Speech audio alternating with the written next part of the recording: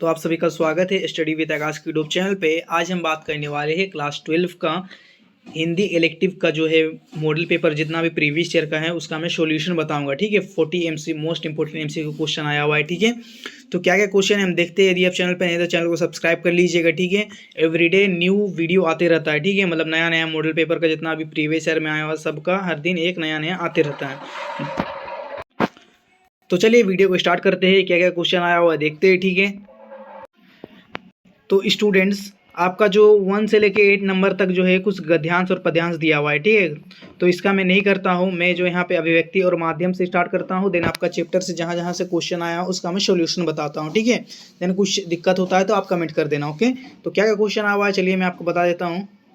निम्न में से कौन सा संचार का एक प्रकार नहीं है? तो संचार का एक प्रकार नहीं है, उसका नाम है संपादन। ठीक है, संपादन जो है संचार का प्रकार नहीं है, वह संचार को बनाता है लेकिन प्रकाशित नहीं करता है। ठीक है, मतलब जो संचार कैसे बोले, जैसे आपको न्यूज़ बनाना है तो उसको लिखता कौन है? संपादन उसका कार्य करता है। ठीक है, नेक्स्ट है संचार का सबसे बुनियादी रूप क्या है? तो संचार का सबसे बुनियादी रूप का नाम है अंतःवैयक्तिक संचार। ऑप्शन नंबर डी सही होगा। नेक्स्ट देखते हैं जनसंचार का प्रमुख कार्य क्या है? तो जनसंचार का प्रमुख कार्य जैसे ऑप्शन ए में दिया गया सूचना देना, ऑप्शन बी शिक्षित करना, ऑप्शन सी मनोरंजन करना, ऑप्शन डी ये सभी। तो जनसंचार का प्रमुख कार्य इनमें से सभी हो जाएगा। नेक्स्ट देखते हैं हम जनसंचार का सर्वाधिक लोकप्रिय माध्यम कौन सा है? तो आज के ज़माने में यदि हम देखें, पहले थोड़ा बहुत टीवी भी था, पहले radio, print media, then television था, लेकिन आजकल का देखें तो सबसे महत्वपूर्ण जो है वह इंटरनेट है। ऑप्शन डी सही हो जाएगा। नेक्स्ट देखते हैं हम, आपका नेक्स्ट क्वेश्चन है भारत में, ठीक है, भारत में जो सर्वप्रथम जो अखबार छपा था वह कब छपा था वही पूछ रहा है। ठीक है, देन आपका जो पहला जो अखबार छपा था उसका नाम था बंगाल गजट। ठीक है, बंगाल गजट, और वह छपा था आपका 1780 ईस्वी में। ठीक है, ऑप्शन ए सही हो जाएगा। नेक्स्ट आपका नेक्स्ट क्वेश्चन है भारत में पहली मूक फिल्म बनाने का श्रेय किसे दिया जाता है? तो जो पहला जो मूक फिल्म बना था उनका श्रेय दिया जाता है दादा साहेब फाल्के को, और यह जो बनाए थे फिल्म उनका नाम था राजा हरिश्चंद्र। ठीक है, राजा हरिश्चंद्र। ठीक है, मैं जो बोल रहा हूँ उसको ध्यान से सुने। यहाँ लिखने का उतना लिखा मतलब उतना अच्छा से लिखाता नहीं, इसलिए मैं लिखता नहीं, बस बोलता हूँ। ठीक है, नेक्स्ट क्वेश्चन हम देखते हैं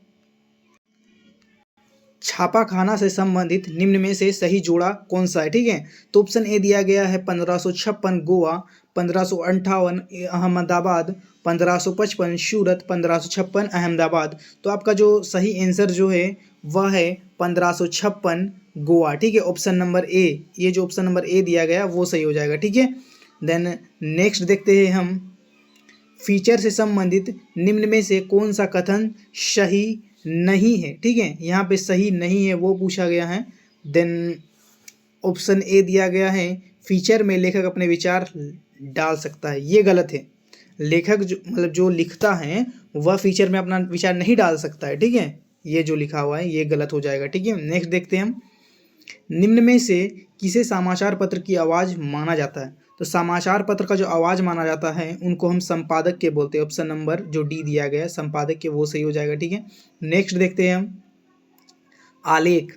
जब हम आलेख लिखते हैं तो हमें कौन सा बात को जो ध्यान में रखना चाहिए? ठीक है, देन पहला है आपका संबंधित विषय से जुड़े जानकार आंकड़ों और उदाहरणों व संग्रहों का जो है पूरा मतलब जानकारी रखना। ठीक है, नेक्स्ट लेखन या लिखने से पूर्व जो भी वस्तु है उस सबका अच्छा से जांच उच कर लेना। ठीक है, ये भी सही है। देन ऑप्शन जो ये सी दिया गया है ए और बी ये सही हो जाएगा। ठीक है, इन सभी का हमको ध्यान रखना चाहिए।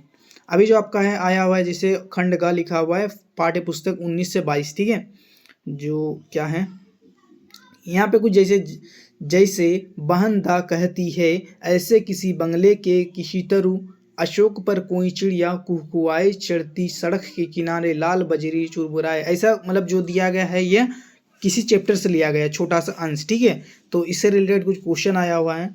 जैसे यहाँ पे आया है प्रस्तुत पंक्तियाँ किस पाठ से ली गई है? तो प्रस्तुत जो पंक्तियाँ जो लिया गया है वह लिया गया है वसंत आया से। ठीक है, नेक्स्ट देखते हैं खिली हुई हवा आई फिरकी सी आई चली गई इसमें कौन सा अलंकार है? तो इसमें जो अलंकार है उनका नाम है उपमा अलंकार, ठीक है, ऑप्शन नंबर डी।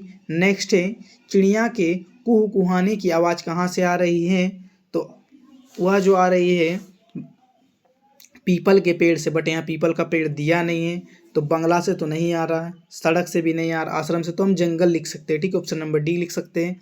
प्रस्तुत पंक्तियों के रचयिता कौन है? तो उनका नाम है रघुवर सहाय, ऑप्शन नंबर डी, ठीक है। नेक्स्ट है, चैप्टर का नाम है वसंताया और राइटर का नाम है, जो कवि का नाम है उनका नाम है रघुवर सहाय। ओके, इतना समझ लिया।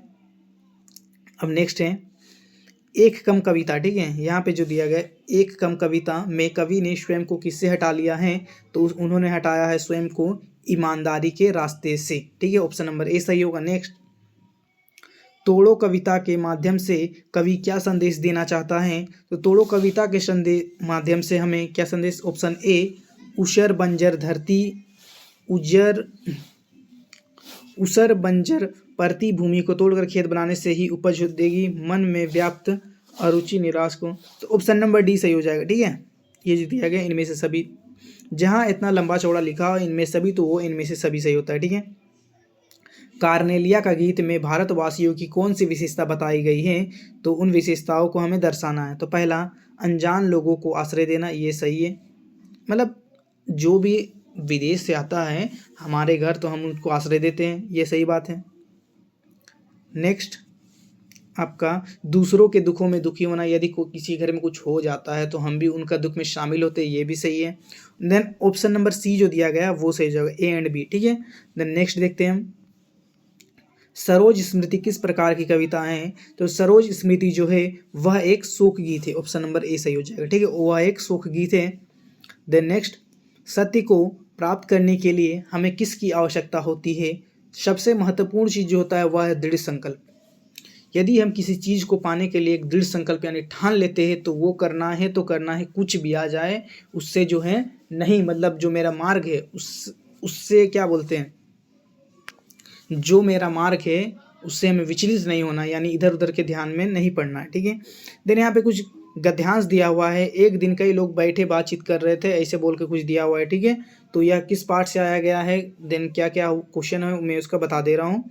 यदि पीडीएफ चाहिए तो कमेंट कर देना, मैं उसका भेज दूंगा, आप सॉल्यूशन खुद से कर लेना, ठीक है।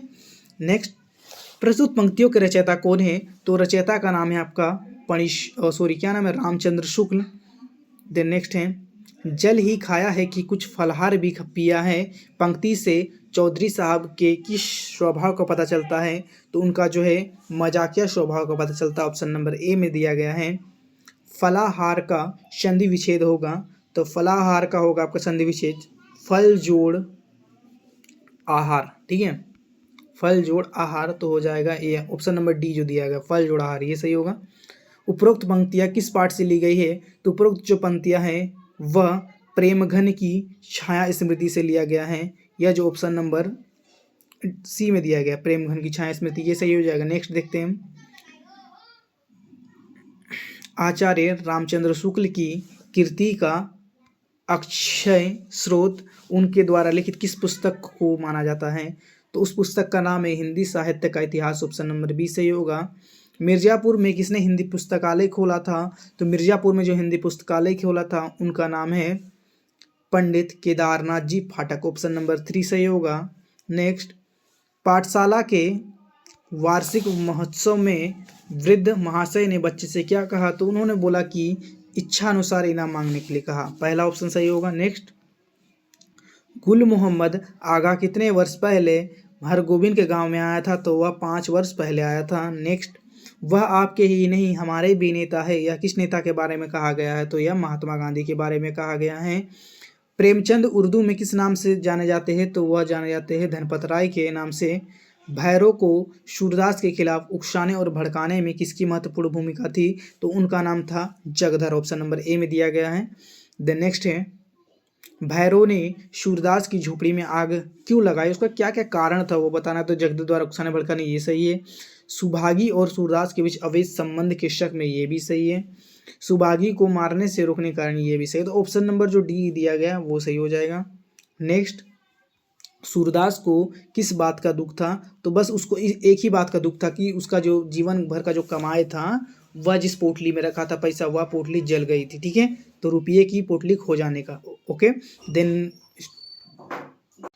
बस इतना ही क्वेश्चन था। यदि वीडियो पसंद आया तो वीडियो को थोड़ा बहुत शेयर कर देना और चैनल को सब्सक्राइब कर देना। ठीक है, देन मिलते हैं नेक्स्ट वीडियो पे।